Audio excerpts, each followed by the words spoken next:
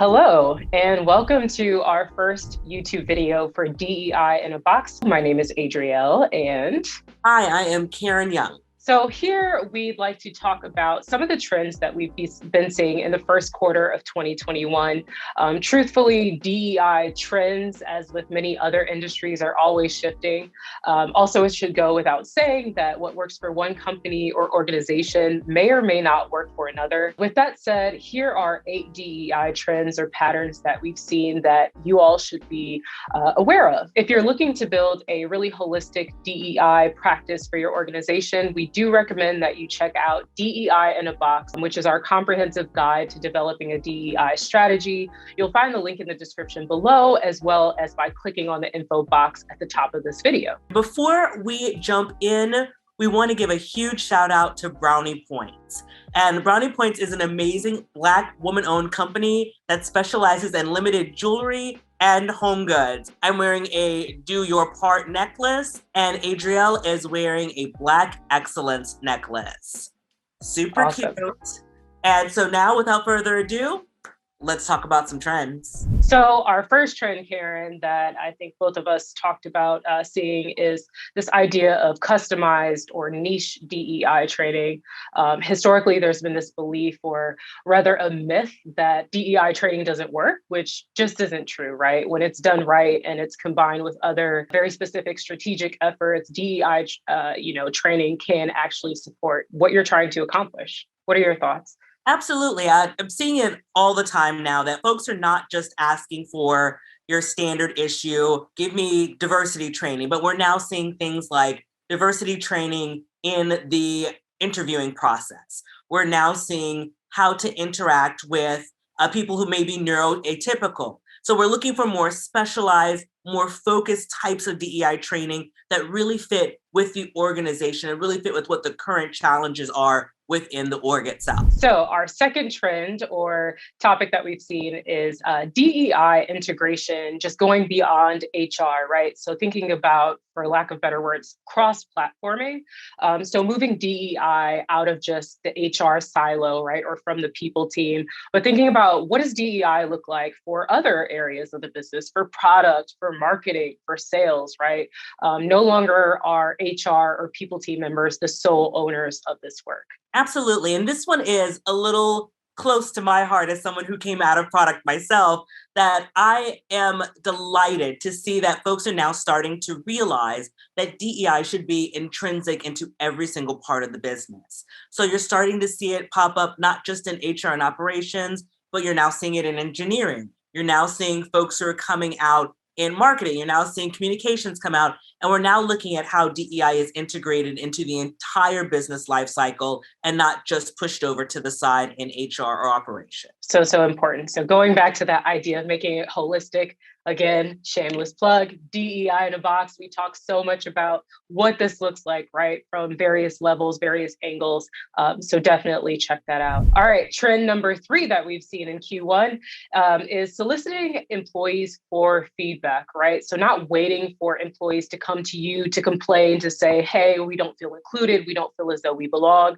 But we're seeing more organizations, more leaders and leadership teams actually start to actively solicit information and listen to their people to understand what they need in order for them to be their best selves, to do their best work. And Caren, I think we talked about this quite a bit in terms of this kind of being foundational, right? No longer is it just looking for a DEI thought partner consultant to come in and say, do this, this, and this, but rather we want to start listening to folks and actually providing them with what they need. Absolutely. And I think even a little deeper than that, we're also seeing a lack of representation. People are not just going to the leadership of the ERGs or going to the leadership of the affinity groups.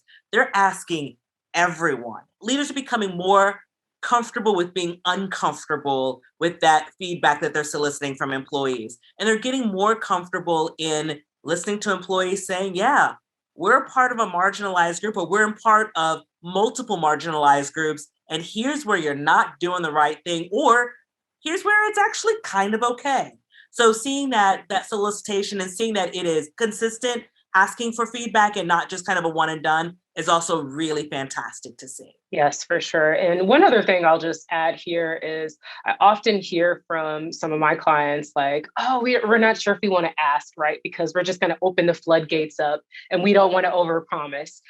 In reality, you can't do it all, right? So it's one thing to just not ask your employees, which I think is more problematic than you actually asking them for what they need and then just letting them know upfront, like, hey, we're going to do our best to try to get these things done, to take into consideration your feedback, your thoughts, your opinions, but we can't guarantee or promise that we're gonna solve everything. And we certainly won't do it overnight, right? This has been a problem for centuries, right? So this is not going to be an overnight success. There was a report conducted by McKinsey that came out last February. I can't believe we're already in April.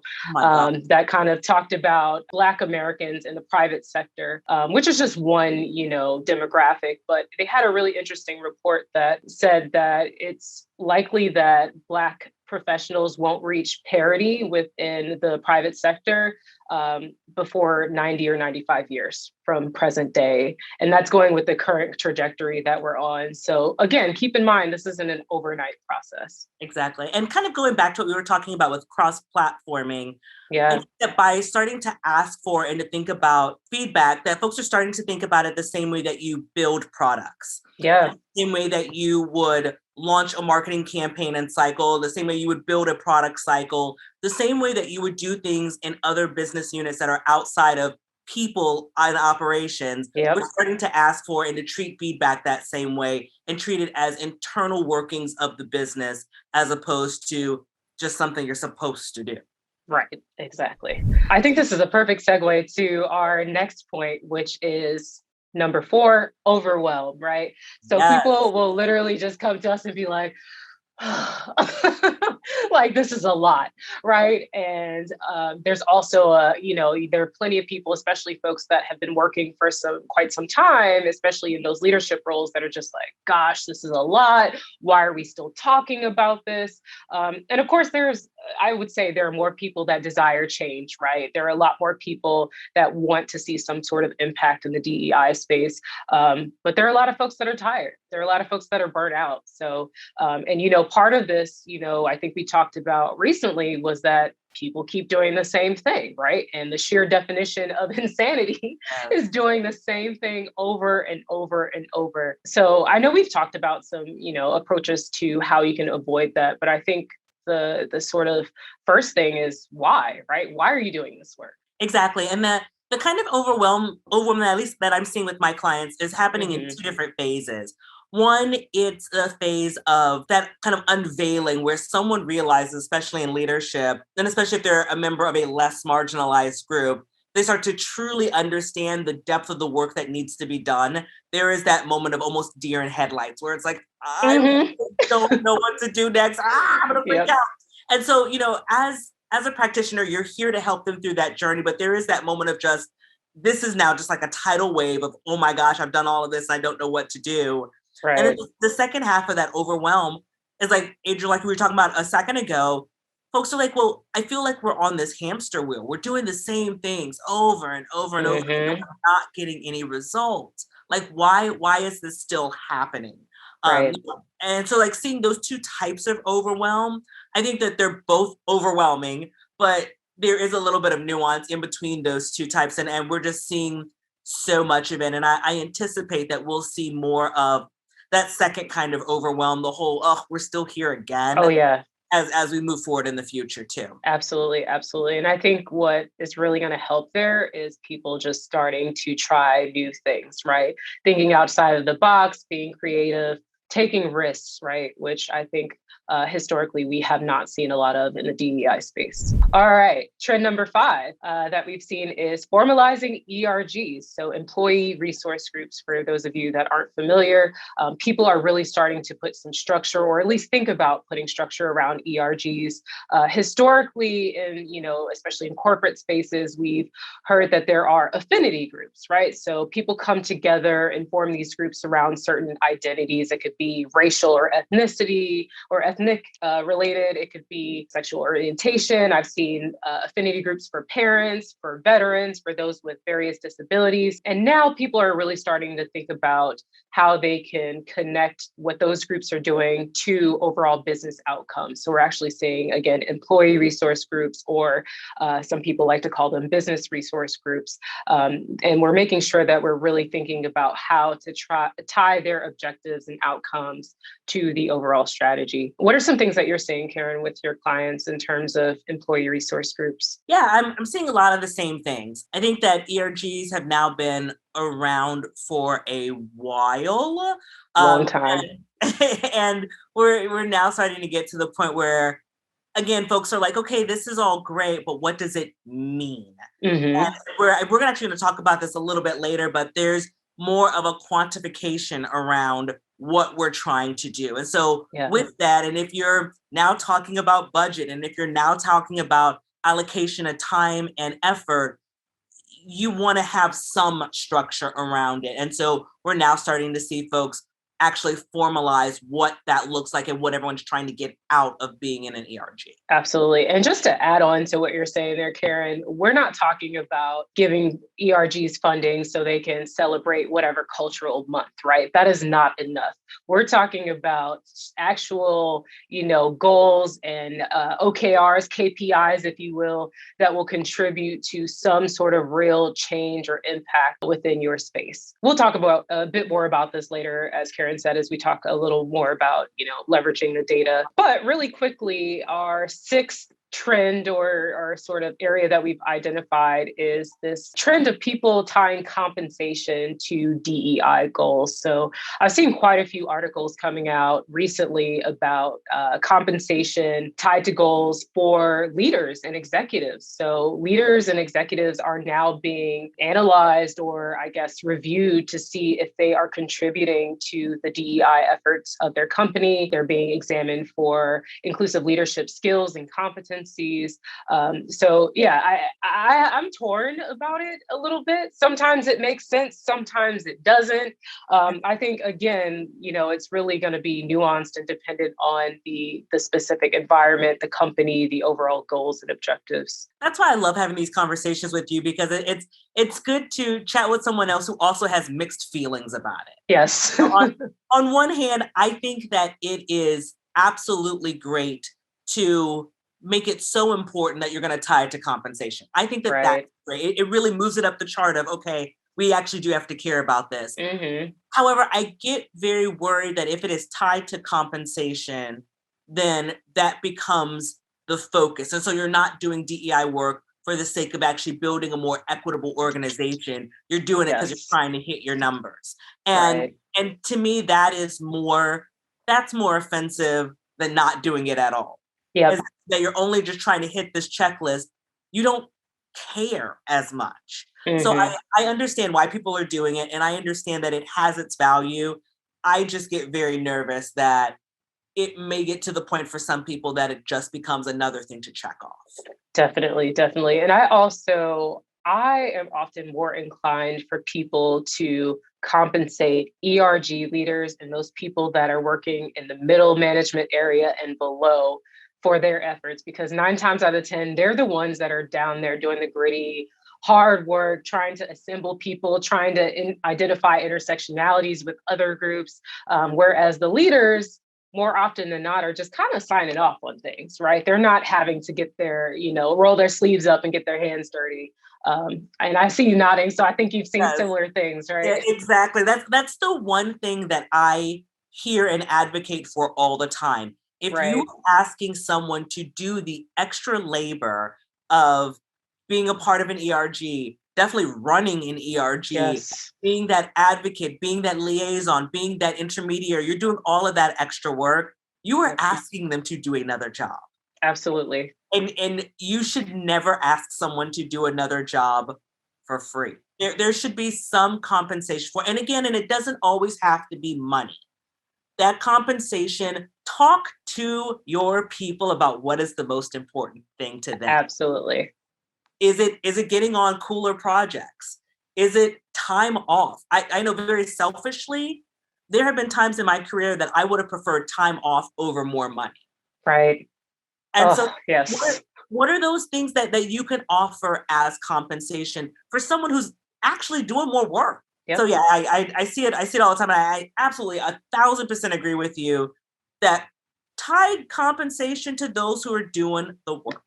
Yes, absolutely. And remember that, especially for those leading ERGs, that is a leadership role, right? And so that can be leveraged for whatever role that person is doing, whether they've been hired to do engineering, marketing, sales, product, whatever it is, right? Those are still leadership skills that they're developing, and they should be considered transferable. Trend number 7, leveraging data, right? We touched on this, but of course, it's awesome to make data-driven decisions, especially in the DEI space. However, we do see sometimes that people rely a little too heavily on the data, especially the quantitative data. And there needs to be a good balance, especially when it comes to DEI. Sometimes you just can't put a number on things, right? For example, if we're talking more qualitative data, we're talking about things such as conducting focus groups, right? With marginalized groups or populations within your organization and getting their feedback, understanding their perspectives. So going back to always listening to your people. So, you can't always put numbers behind things. It can't be the end all. Yeah, absolutely. One of my favorite sayings is, "What gets measured gets done." However, I think that we sometimes forget about maybe the beginning part of that is, why are you measuring it? Right.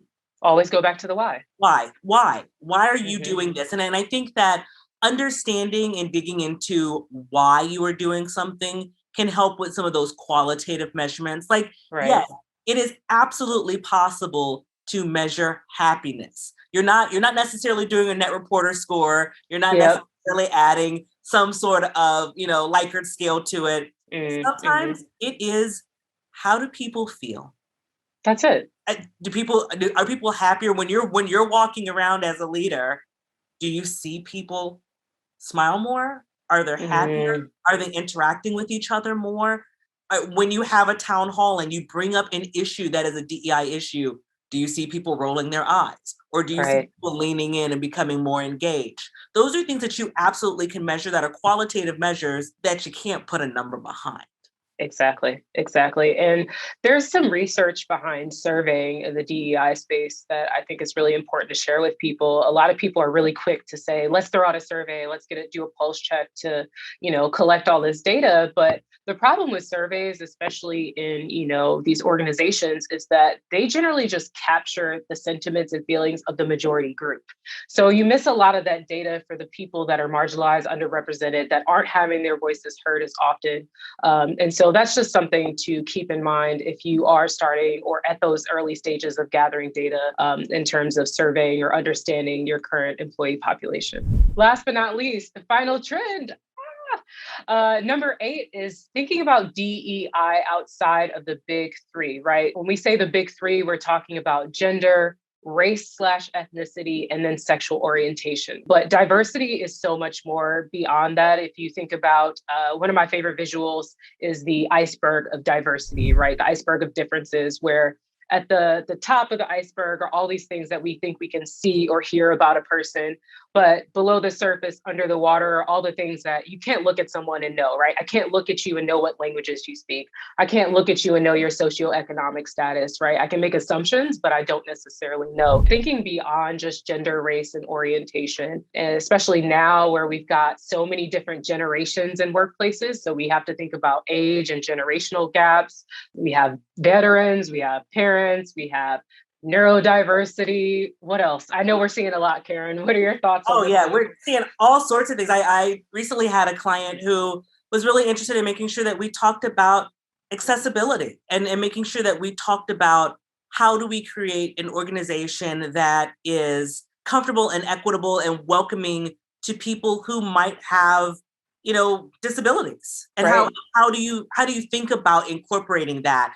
And I think this is also a really good time to start talking about the intersections. We used to see a lot of pushback and resistance to folks from groups who are not as marginalized, who are like, well, but I grew up poor, or, I came from a broken family, or I didn't have all of these opportunities. And you're like, yes, but how do all of those things mix together into how the world perceives you or how our society perceives you. So I think once we start looking outside of the big three, we can really start to have a juicy conversation around intersectionality, and having a really juicy conversation around how can we make sure that we craft experiences that speak to who we are completely as people and not just as a very surface kind of approach. So it's exciting to see how we start to look outside of the big three, but I think it's one that we really should start focusing in on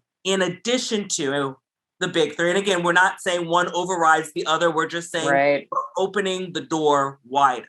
Absolutely. Yeah. I think it's easy for people to kind of get distracted and kind of jump onto certain or attach to certain identities when they are kind of the focal point in the media, right? You know, last year we saw a huge focal point on Black Lives Matter movement. Like everyone's like, BLM, we have to do this, right? Yeah. This year we're seeing, you know, especially now, unfortunately, we're seeing the focus be on AAPI, the AAPI community because of all the violence, right? But we have to, again, to your point, keep in mind that like all of these identities have had to deal with various issues for years, for decades, centuries, right? This isn't new.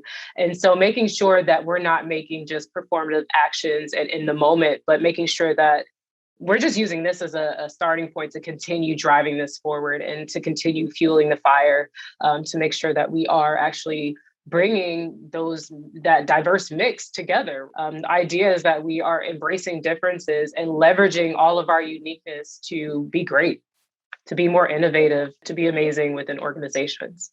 Exactly. It's hard to be inclusive when you don't include. Say it again for the people in the back.